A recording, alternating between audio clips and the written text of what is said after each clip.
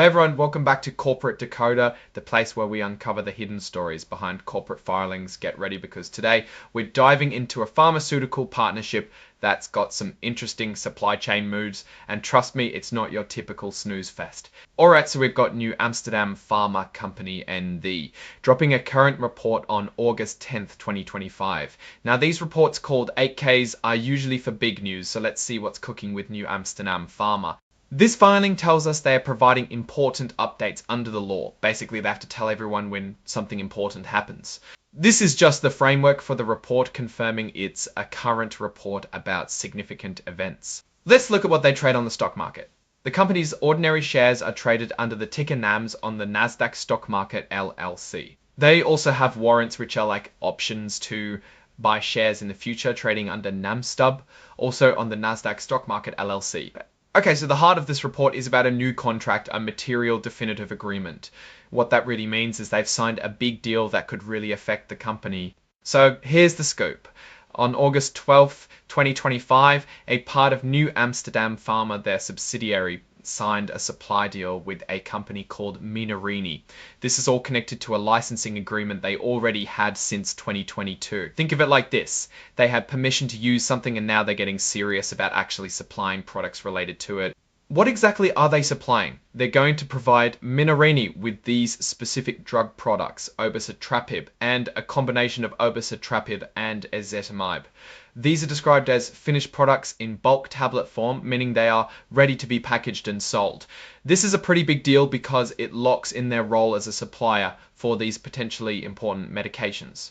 And get this for the start, NewAmsterdam Pharma's subsidiary will be the only supplier for these drug products to Menarini. That's exclusive. Menarini will give them forecasts of how much they'll need, and some of those forecasts will be actual binding orders. This means NewAmsterdam Pharma has a guaranteed customer for at least a good chunk of what they produce.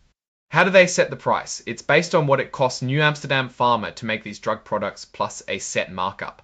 This is pretty standard, but the fact that they'll adjust it periodically means they need to keep an eye on their costs and make sure they're still profitable. Now here's another interesting point. This agreement also says they're going to start a process to transfer the manufacturing of these drug products to Menarini, or to another company that Menarini chooses. This suggests that NewAmsterdam Pharma might not be in the manufacturing business for the long haul with these specific products. They might be focusing on research and development and letting others handle the actual production in the future. As part of this transfer, NewAmsterdam Pharma is giving Menarini permission or a license to use their patents and internal knowledge to make these drug products.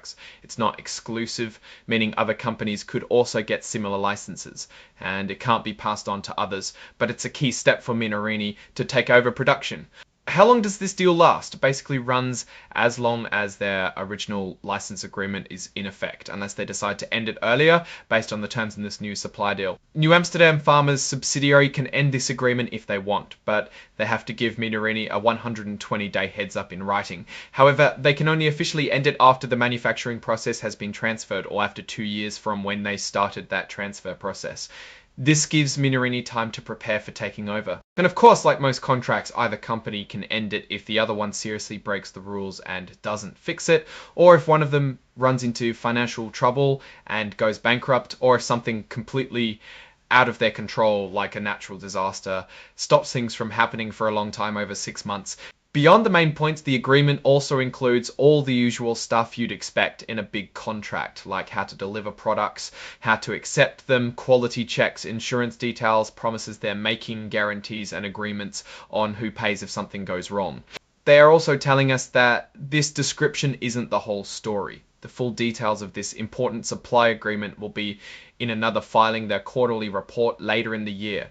This means there could be more nuances and details we don't see here. This item is all about the paperwork that backs up the report. It's where they list any supporting documents. Exhibit 104 is the cover page interactive data file. This is basically a digital file, formatted in something called In9 XBRL, that makes the information on the cover page easily readable by computers. It's part of making financial reporting more transparent and accessible for software and analysis tools. And the report is signed by Michael Davidson, the Chief Executive Officer, on August 15th, 2025. Him being the CEO and signing off means this is an official company action. So what's the big picture here?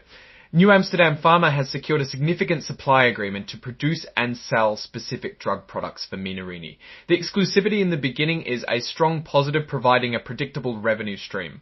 The plan to transfer manufacturing suggests a strategic shift, perhaps allowing NewAmsterdam Pharma to focus its resources on research and new drug development rather than large-scale production.